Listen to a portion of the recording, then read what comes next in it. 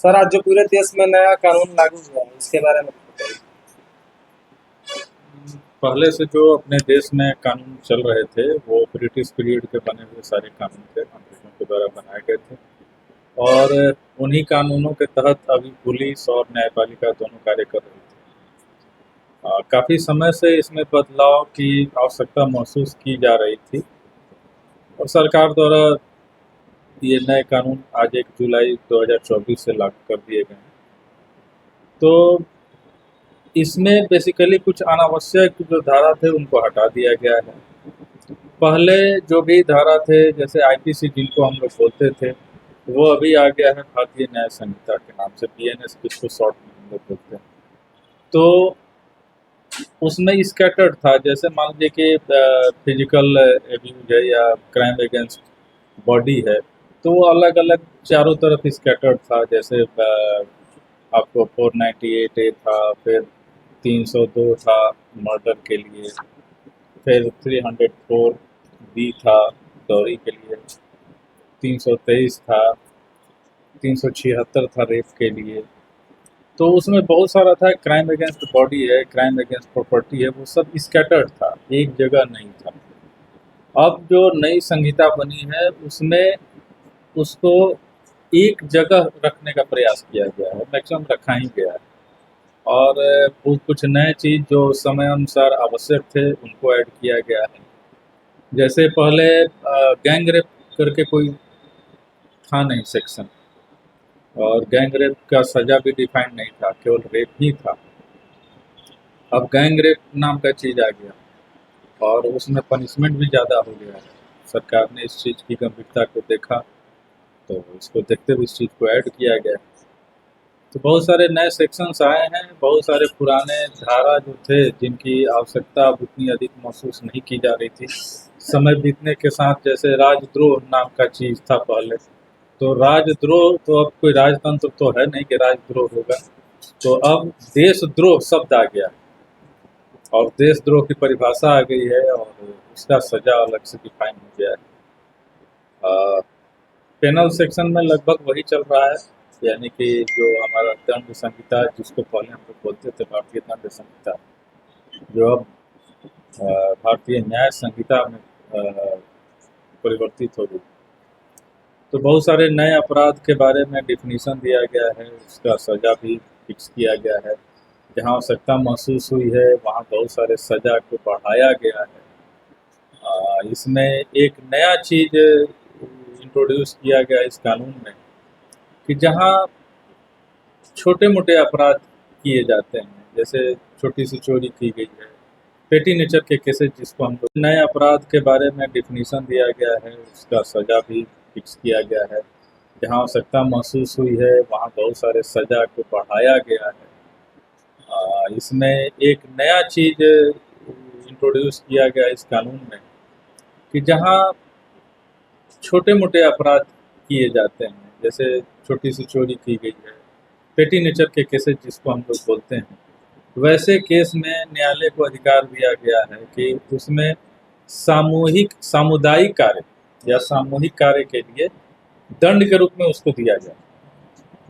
जैसे कि सड़क का सफाई करना, वृक्षारोपण करना, कहीं जाके आप वृद्धाश्रम में 1 महीना सेवा कीजिए या किसी सार्वजनिक स्थल की साफ सफाई कीजिए, इस टाइप का सजा अब न्यायालय दे सकती है, जो पहले कहीं कानून में अपने नहीं था। सर अभी देखा जा रहा है तीन जो कानून नए बने इसमें महिलाओं को लेकर क्या कुछ रखा गया है। महिलाओं के विरुद्ध अपराध पर विशेष ध्यान दिया गया। जैसा कि मैंने आपको बताया कि पहले सिर्फ एक बलात्कार रेप सेक्शन था, अब उसमें गैंग रेप शब्द भी आ गया है और गैंग रेप का सज़ा काफ़ी बढ़ा दिया गया, मिनिमम 20 साल की सज़ा कर दी गई है गैंग रेप में। दूसरा, जो महिलाओं से संबंधित जितने अपराध हैं सब एक जगह क्लब कर दिया गया।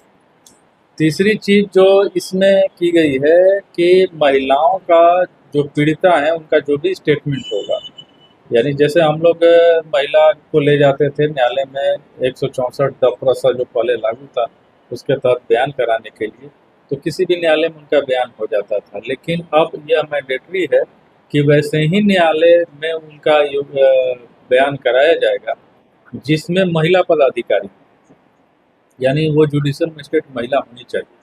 और अगर उस पूरे जगह पे कोई महिला पदाधिकारी या न्यायिक पदाधिकारी उपलब्ध नहीं है, तो वह बयान जब भी रिकॉर्ड करेंगे किसी न किसी महिला के उपस्थिति में ही उस महिला का बयान रिकॉर्ड करेंगे, और उसका रिकॉर्डिंग जो भी होगा महिला का बयान का, वह वीडियो और ऑडियो में भी होगा।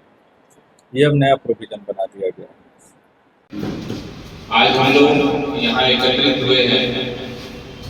आज से 1 साल 24 से जो 3 नए कानून हमारी सरकार ने बनाई है, हमारी संसद ने उसको निर्माण कराया है, वो कानून आज से लागू होगा।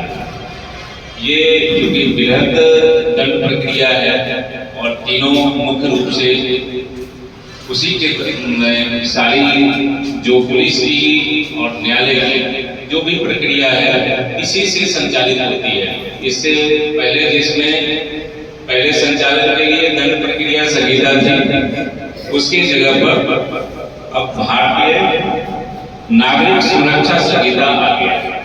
उसका नया नाम जो है भारतीय नागरिक सुरक्षा संहिता। पहले जो आईपीसी बोलते थे हम लोग, भारतीय दंड विधान, उस पे जगह पे भारतीय न्याय संहिता ले लिया है। और उसमें पहले 511 कानून होते थे, अब उसमें 358 है। जो धाराएं थी 511 तक थी और अब उसमें 358 धारा है। तो और उसके बाद तीसरा है, पहले हमारा इंडियन एविडेंस एक्ट कहलाता था और अब उसको भारतीय साक्ष्य अधिनियम कहा जाएगा। तो ये तीनों कानून मूल रूप से आज से पूरे देश में लागू हुआ है। और सीआरपीसी पूरे देश के लिए होता है, आईपीसी पूरे देश के लिए होता है, साक्ष्य अधिनियम तो पूरे देश के लिए होता है। तो इसलिए ये जो बृहद दंड प्रक्रिया है ये पूरे देश में आज 1 साल 24 से लागू हो गया है। इसके तहत हम लोग इसलिए जमा हुए हैं कि आम आदमी के हित में सरकार के लिखित आवेदन देके उस चीज का उसी चीज के लिए वो प्राथमिकी दर्ज कराएंगे। तो पहली सुविधा जो दी गई है कि पहले थाना पे ही आगे एफआईआर करना था, उसकी बाध्यता समाप्त की गई है। तो इलेक्ट्रॉनिक माध्यम से भी एफआईआर प्राप्त किया जा सकता है। दूसरा, एफआईआर की प्रति पहले भी देने की परंपरा थी। अब चूंकि ऑनलाइन वाला सिस्टम है तो इसमें सारा हमारा सीसीटीएनएस है। सीसीटीएनएस जो हमारा सिस्टम है वो पूरी तरह कंप्यूटराइज है। उसी पे एफआईआर की प्रविष्टि होती है, उससे हमारा हार्ड कॉपी निकलता है। उसकी हार्ड कॉपी आपको निःशुल्क दी जाएगी।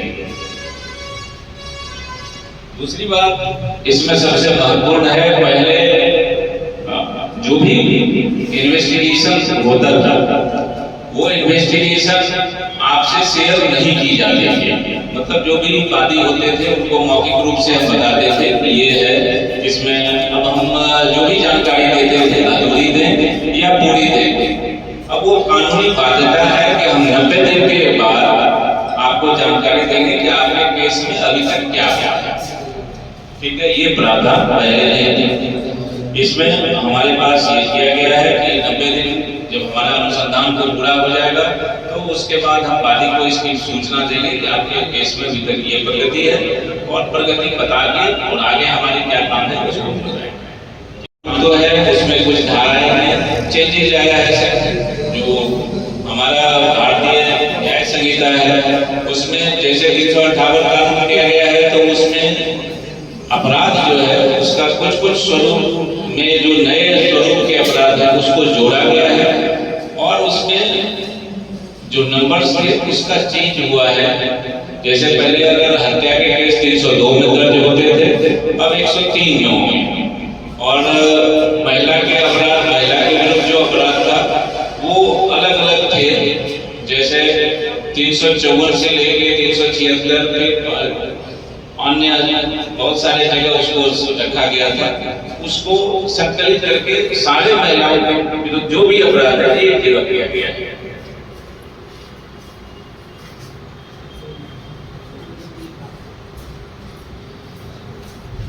ये नागरिकों के हित में रख के जो किया गया है। पहला इसमें जो बदलाव है वो एफआईआर पहले थाने पे लोग आके करते थे, अब उसमें वो मेल के माध्यम से, क्योंकि सभी थाने का मेल ध्यान देगी, जो मन हो वो पुलिस लिख देगी। अब ऐसी बात नहीं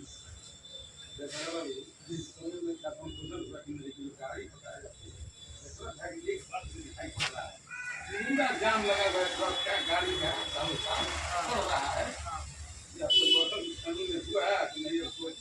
पावर डीएम साहब का जो पहले था वही। जैसे मान लिया आपकी गाड़ी, इस गाड़ी पर गिट्टी पूरा भरा हुआ, चोरी का गिट्टी है, ये ट्रक पकड़ा गया। अभी ट्रक पकड़ा गया तब इसका नियम होता है, जैसे सीजर कर दिए, कोर्ट में चला गया, अगर मालिक है ड्राइवर पर किस पर एफआईआर किस पर ट्रू हुआ है, फिर उसका नियम होता है कि डीएम साहब के स्तर से राज्य साथ होता है, उसमें होता है। तो सभी लोगों का स्वागत है यहाँ पर। आज दिनांक 1 जुलाई 2024 को देखिए नए आपराधिक कानून को लेकर के एक बैठक रखा गया है, जहाँ पर हम सभी उपस्थित हुए हैं। और इसमें जो है पुराना जो कानून था उसको चेंज किया गया, परिवर्तित किया गया उसको। जैसे भारतीय दंड संहिता जो था उसको बदल करके भारतीय न्याय संहिता किया गया है, भारतीय नागरिक सुरक्षा संहिता किया गया दंड प्रक्रिया संहिता के स्थान पर, और भारतीय साक्ष्य अधिनियम 1867 की जगह पर भारतीय साक्ष्य अधिनियम 2023 को लागू किया गया।